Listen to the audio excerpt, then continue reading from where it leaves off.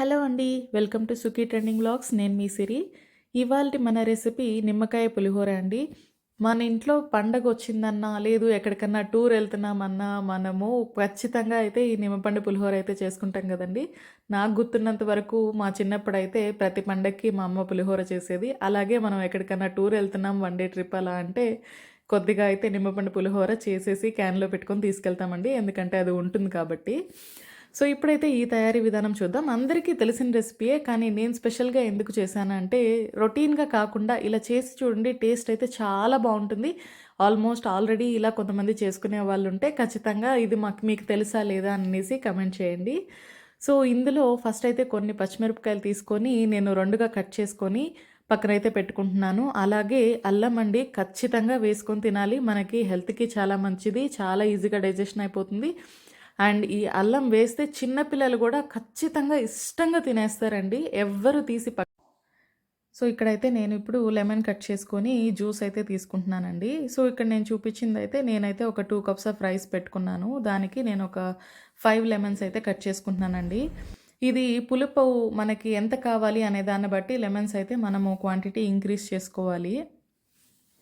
So, first అయితే పుల్లగానే ఉంటుందండి. పులిహోర చేసుకున్నప్పుడు కొంచెం ఎక్కువ యూజ్ చేసుకుంటేనే బావుంటుంది. ఎందుకంటే అది రైస్ కొంచెం ఉండే కొద్దీ ఒక హాఫ్ అన్ అవర్ తర్వాత అంతా పులుపు కొంచెం తగ్గిపోతుందండి. రైస్ అది పీల్చేసుకుంటుంది కాబట్టి నేనైతే 5 యూజ్ చేసుకున్నాను. సో, ఇప్పుడైతే బాండీ పెట్టుకొని నేను వేరుశనగ పప్పు అనేది ఫ్రై చేసుకుంటున్నాను. ముందుగా ఫ్రై చేసి పక్కన పెట్టుకుంటారు చాలామంది. నేనైతే ఇలాగే చేస్తానండి. ఎందుకనంటే అలా మనం అన్నీ కలిపి ఫ్రై చేసినప్పుడే ఆ టేస్ట్ అనేది ప్రతి దాంట్లో ఈవెన్ ఆ వేరుశనగ పప్పు మనం తినేటప్పుడు కూడా ఆ ఫ్లేవర్ ఆఫ్ అల్లము, పచ్చిమిరపకాయ ఇవన్నీ తెలుస్తాయి.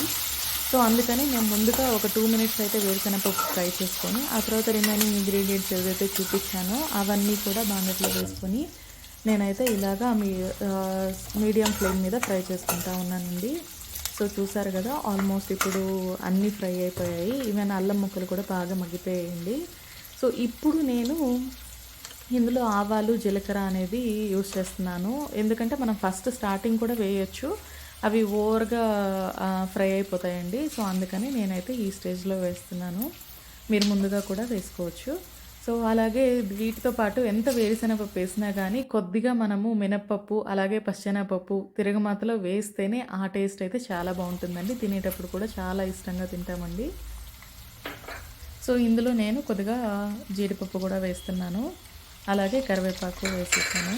అన్నీ వేసేసి ఇలాగా మీడియంగా అయితే ఫ్రై చేసుకోవాలండి. ఇంకొకసారి క్యాష్యూస్ కూడా ఇప్పుడు లేట్‌గా వేసాం కాబట్టి అవి కూడా చాలా త్వరగా ఫ్రై అయిపోతాయండి. సో, అలా అయితే ఫ్రై చేసేసుకొని తర్వాత ఇప్పుడు పసుపండి. మనము ఈ లెమన్ జ్యూస్‌లో ఏదైతే నిమ్మకాయ జ్యూస్ ఏదైతే చేసుకున్నామో అందులో అయినా పసుపేసి మనం రైస్‌లో కలుపుకోవచ్చు. లేదు ఇలా ఫ్రై చేసుకొని వేసుకుంటే కూడా చాలా బావుంటుందండి. కలర్ మనకి బ్రైట్ యెల్లోగా రాదు ఇలా చేసుకుంటే.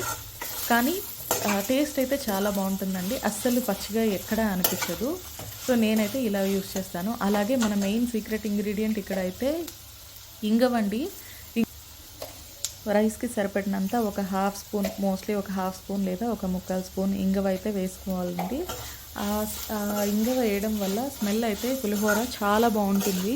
అలాగే రుచి కూడా చాలా బావుంటుందండి. సో, ఇక్కడ సాల్ట్ కూడా నేను సరిపడినంత వేసుకొని ఫ్రై చేసుకుంటున్నాను.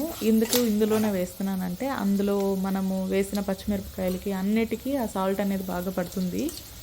సో, దానివల్ల టేస్ట్ అయితే చాలా బావుంటుంది. ఇంకా లాస్ట్‌లో నేనైతే ఒక 2, 3 స్పూన్స్ ఘీ అయితే ఏస్తున్నానండి. అదైతే మనకు ఆప్షనల్. నేనైతే నెయ్యి అయితే కంపల్సరీ వేస్తున్నాను. ఇప్పుడు నేనైతే దేవుడికి ప్రసాదంగా చేస్తున్నాను ఇక్కడ యాక్చువల్‌గా. అందుకని ఖచ్చితంగా ఘీ అయితే ఏస్తున్నానండి.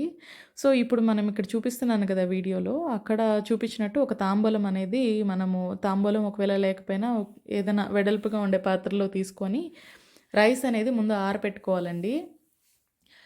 ఎందుకంటే పులిహోర ఎప్పుడు వేడి అన్నంలో కలిపే కంటే మనము కొంచెం అన్నం ముందు చల్లారిన తర్వాత కలుపుకుంటే రైస్ అనేది మరీ ముక్కలు ముక్కలుగా అయిపోకుండా చాలా బావుంటుంది. సో, ఇక్కడ చూస్తున్నారు గదా! నేనైతే ముందు రైస్ ఆరబెట్టుకున్నాను. ఆల్మోస్ట్ చల్లగా అయిపోయింది. ఇప్పుడు నేను లెమన్ జ్యూస్ అనేది దీంట్లో వేసుకొని రైస్‌కి బాగా పట్టిస్తున్నానండి.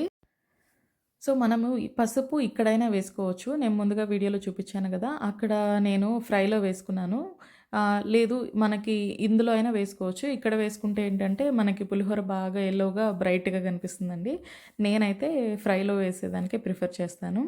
సో, ఇప్పుడు మనం ఏవైతే ఫ్రై చేసి పెట్టుకున్నామో అవన్నీ గూడా నీట్‌గా కలిపేసుకోవాలండి రైస్‌కి.